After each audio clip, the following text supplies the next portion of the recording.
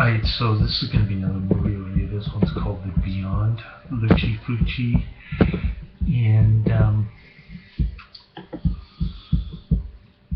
I heard a lot of good things about this from horror fans on YouTube and Netflix. They were saying it was supposed to be his best movie, but isn't that great?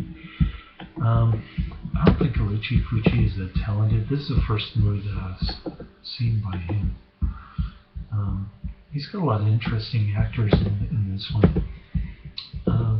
But I was a little disappointed. I gave it 4 out of 5 stars. I didn't think it was great. I thought it was good, but I didn't think it was great. I had high expectations for this. And,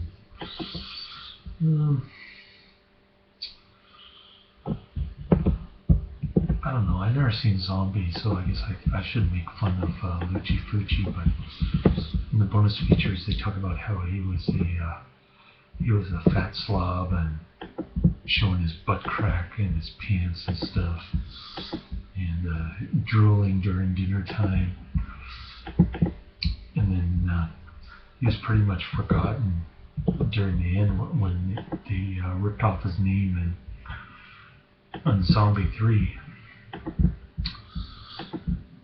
So this movie, I couldn't really figure out the plot behind it, which kind of made it better in a way. It starts out in the 1920s, Louisiana swamp. There's this haunted house that supposedly has hell underneath. So they show some pretty gruesome torture scenes of the warlock who unleashes hell. And hell doesn't look much at all like hell. It looks like Death Valley. But anyway, I'm digressing.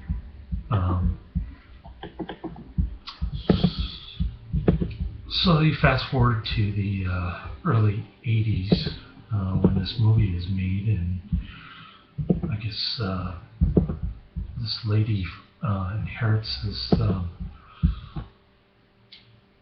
this broken down, boarded up hotel with hell underneath. She's unaware that it's haunted, and she doesn't believe all the ghost stories in town.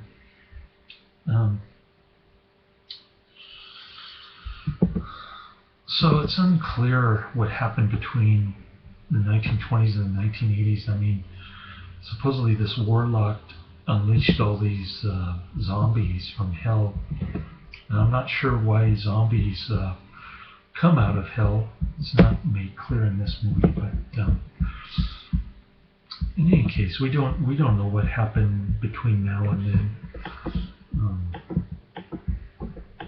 because the town seems relatively normal.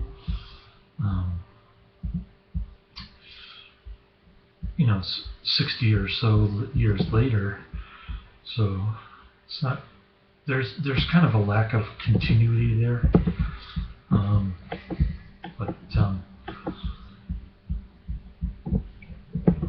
Anyway, getting back to the 1981 storyline.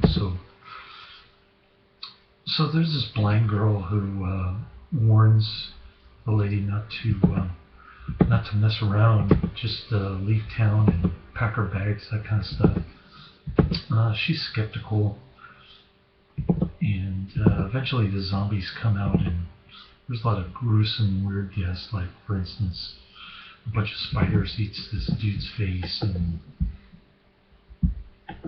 it's quite unsettling, the gore in this movie.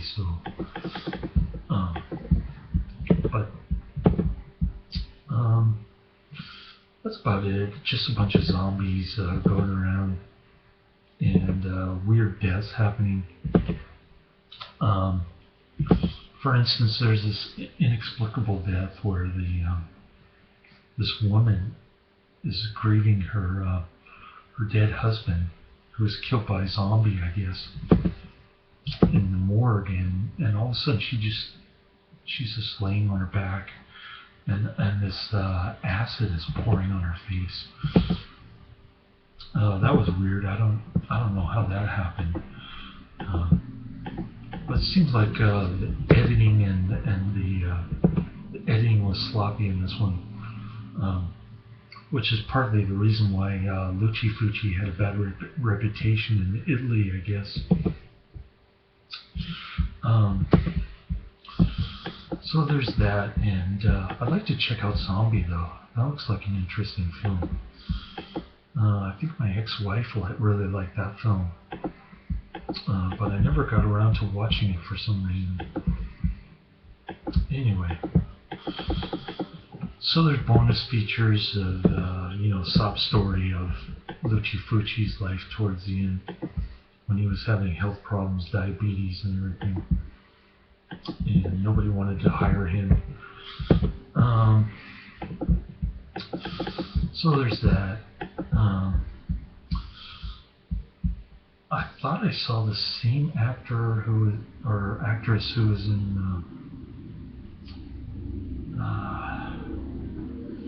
that other Italian horror movie that I liked a lot.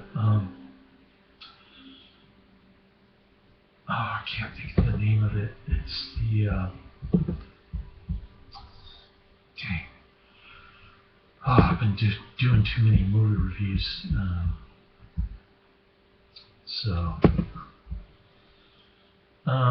The music is kind of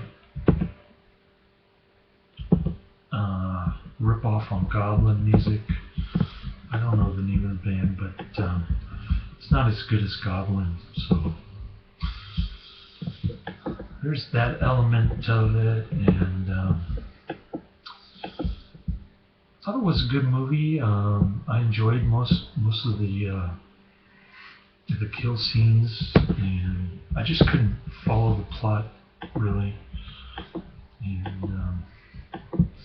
I thought the editing was really sloppy. So that's about it. Laters.